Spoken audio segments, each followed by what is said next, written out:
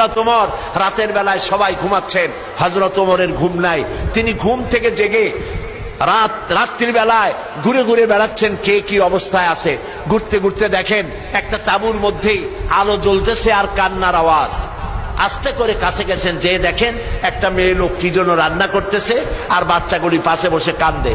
তিনি ভিতরে ঢুকে বললেন, আচ্ছা মহিলা, তুমি এত রাত করে রান্না করতেছো কেন? এই বাচ্চাগুলি ক্ষুধায় কাঁদতেছে, যদি তুমি সন্ধ্যা রাত্রে রাঁধতে তাহলে তার অসুবিধা হতো না।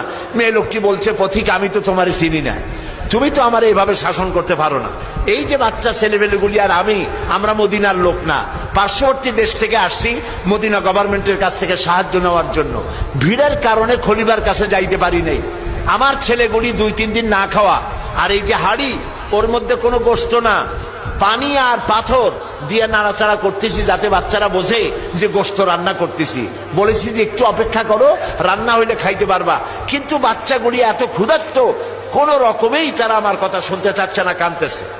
হযরত ওমর বলেন, এটা শুনে আমার মনে হলো যে আমার পায়ের তলা থেকে মাটি খসে যাচ্ছে। হযরত ওমর বললেন, মা তুমি একটু অপেক্ষা করো, দেখি আমি তোমার কোনো উপকার করতে পারি কিনা। হযরত ওমর দৌড় দিলেন। ইতিহাস বলছি, গল্প না। হযরত ওমর বাড়িতে চলে গেলেন।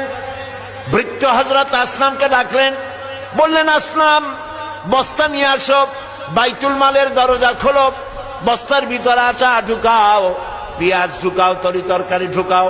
ঢুকাবার পরে বললেন, বস্তা বন্দি করে দাও। বস্তা বান্ধা হলো। হযরত ওমর বলেন, আসলাম রে, এবার এই বস্তাটা আমার মাথার উপরে উঠায়া দাও।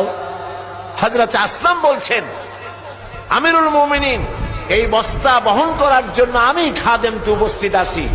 হযরত ওমর বললেন, না, আজকের বোঝা আমার মাথায় উঠাও, কারণ কিয়ামতে তোমাকে আসামি বানানো হবে না। যে দৃশ্য আমি দেখে এসেছি কিয়ামতের দিন, এজন্য আল্লাহ আমাকে আসামি বানাবেন। আমার বোঝা আমার মাথায় উঠাও। আটার বস্তা মাথায় নিয়ে হযরত ওমর দৌড়তে লাগলেন। অর্ধেকটা পৃথিবীর প্রেসিডেন্ট হযরত ওমর আটার বস্তা মাথায় নিয়ে দৌড়াচ্ছেন। তাঁবুর কাছে গিয়ে বস্তা ফালালেন। বস্তা খুলে আটা বের করে বললেন, মা রুটি বানাও। নিজে তরকারি কুটলেন, রান্না হয়ে গেল। তিনি বললেন, বাচ্চাদের আমি খাওয়াই, তুমি তোমার মতো খাও। 2 বাচ্চা 2 উরুতে নিয়ে হযরত ওমর বাচ্চাদেরকে রুটি খাওয়াচ্ছেন।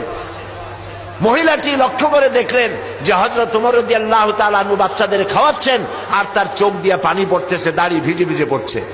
মহিলা বললেন, পথিক তুমি যে কে আমি তো তোমারে চিনি না, তবে আমার মনে হয় এই দেশের বাদশাহ ওমর না হইয়া তোমার মতো মানুষ যদি বাদশাহ হইতো তাহলে আমাদের কপাল বোধহয় আরো ভালো হইতো।